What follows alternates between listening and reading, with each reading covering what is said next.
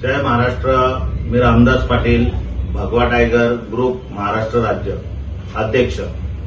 आज सदर जो पूर्ण केंद्र सरकार आणि महाराष्ट्रामध्ये विविध राज्यांमध्ये जो विषय तापलेला आहे तो म्हणजे आज झालेला केंद्रीय मंत्री धर्मेंद्र प्रधान जे शिक्षण खात्याचे केंद्राचे मंत्री आहेत त्यांचा राजीनामा झालेला आहे. आणि हा विद्यार्थ्यांचा विजय आहे, स्टुडंटचा विजय आहे.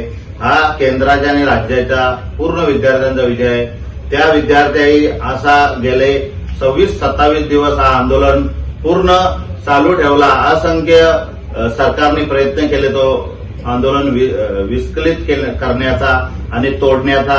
त्यांना खूप कायद्याचं उल्लंघन करून मारहाण केलं. परंतु हा नवतरुण आणि नवयुवा यांनी मागे घेतले नाही. हा आंदोलन चालू ठेवलं आणि आज त्यांचा विजय झालेला आहे. खरोखर आमचा सल्यूट आहे त्या विद्यार्थ्यांना. कारण केंद्राच्या मंत्र्याचा राजीनामा घेणं हा सोपा नाही.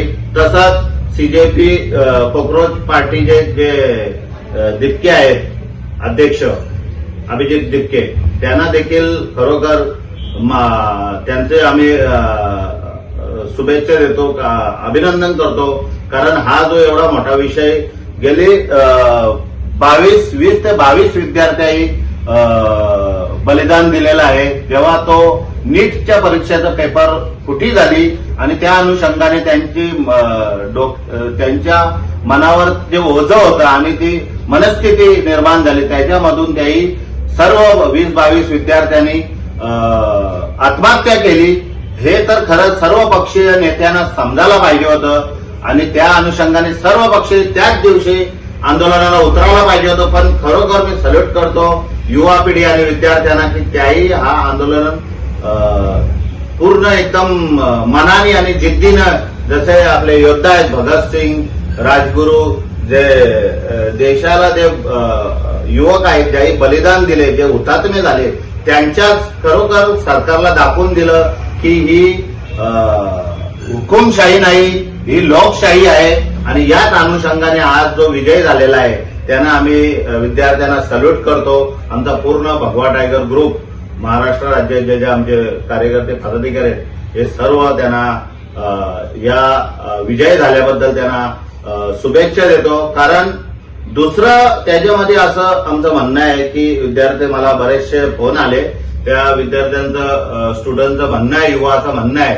की ज्या पोलिसांनी कायद्याचं उल्लंघन करून त्यांना मारहाण केले त्यांचं देखील निलंबन व्हायला पाहिजे. हा आमचा एक मागणी आहे, पूर्ण विद्यार्थ्यांची मागणी आहे. दुसरी गोष्ट अशी आहे की ज्या नीटची परीक्षा जे पेपर लीक झाले आणि ज्या विद्यार्थ्यांनी आत्महत्या केली 22 ते 20 विद्यार्थ्यांनी, त्यांना नीटच्या एक्झाम मध्ये आता त्यांना भावपूर्ण श्रद्धांजली द्यायची. म्हणजे त्यांना पूर्ण त्या ठिकाणी नीटच्या एक्झाम मध्ये आता पास दाखवणं गरजेचं आहे आणि त्यांना ती आपण सरकारच्या वतीने स्टुडंटच्या वतीने एक भावपूर्ण श्रद्धांजली म्हणून मानली जाईल. तर या दोन मागण्या सरकारने मान्य केल्या पाहिजेत आणि त्यांना मानधन देऊन त्यांना त्यांच्या घरच्यांना देखील, कारण एखादा शिक्षण या उच्चस्तरीय घ्यायचं बोललं म्हणजे खूप कठीणही जाते आणि त्या मुलाला पालन पोषण आणि तिथपर्यंत नेणं हे पालकांना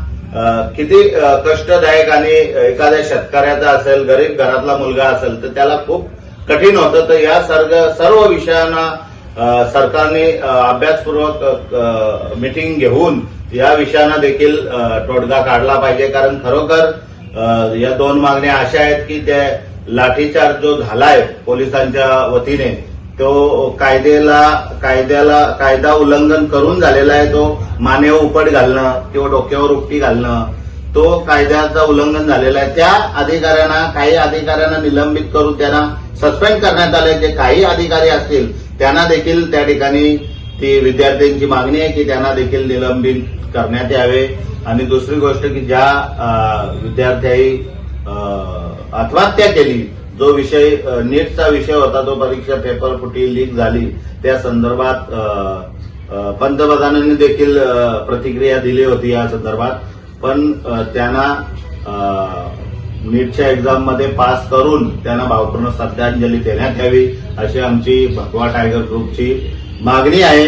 कारण हा आंदोलन गेली मला वाटतं 12 ते 15 दिवसानंतर सर्व इतर पक्षांनी असते त्यांना हळूहळू सपोर्ट करण्याचा प्रयत्न केला. परंतु माझं एवढं सर्वांना सांगणं आहे, अध्यक्ष भरपूर असतील इतर पक्षांचे, पण जेव्हा पण असे आंदोलन युवा पिढीचे किंवा विद्यार्थ्यांचे चालू असतात तेव्हा त्यांना जेव्हा आंदोलनाला जो विषय कोणता आहे, विषय देशाच्या भविष्याचा युवाचा आहे, तर पहिल्या दिवसापासून सहकार्य करायला पाहिजे. हे देखील लक्षात घेणं आणि सर्व या देशाला आज विद्यार्थ्यांनी दाखवून दिलं की केंद्र मंत्र्याचा राजीनामा घेऊन आणि यांचे जे आता आम्ही मांडलेले विषय आहेत ते विषय देखील मार्गी लागले पाहिजेत. तरच हा विद्यार्थ्यांचा आणि पूर्ण या आत्महत्या केलेल्या विद्यार्थ्यांचा खरोखर त्यांना एक भावपूर्ण श्रद्धांजली दिली जाईल आणि त्यांना न्याय मिळाला असं आम्ही जाहीर करू. जय हिंद, जय महाराष्ट्र.